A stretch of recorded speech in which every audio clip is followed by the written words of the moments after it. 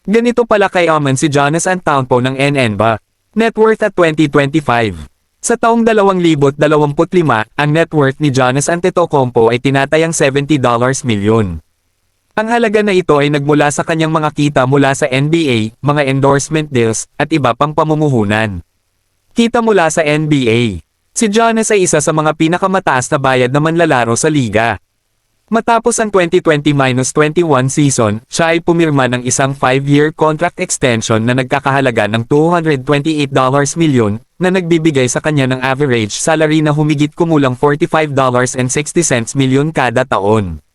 Sa 2024-25 NBA season, inaasahang kikita siya ng higit sa $48.79 milyon. Endorsements at sponsorships. Bilang isa sa mga pinakasikat na manlalaro sa NBA, si Giannis ay may maraming endorsement deals kasama ang mga kilalang brand tulad ng Nike, WhatsApp, Tissot, JBL, at Google. Siya rin ay may sariling shoe line na tinatawag na Air Zoom Freak mula sa Nike. Pamumuhunan at ari-arian. Si Giannis ay aktibo rin sa pamumuhunan. Siya ay namuhunan sa 5 kumpanya kabilang ang Ready Nutrition at Nashville Soccer Club.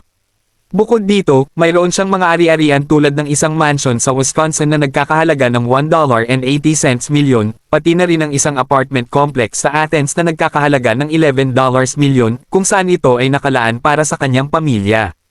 Pangkalahatang pagsusuri. Ang kabuuang yaman ni Giannis Antetokounmpo ay resulta ng kanyang matagumpay na karera bilang isang basketball player, kasama ang kanyang mga endorsement deals at matalinong pamumuhunan.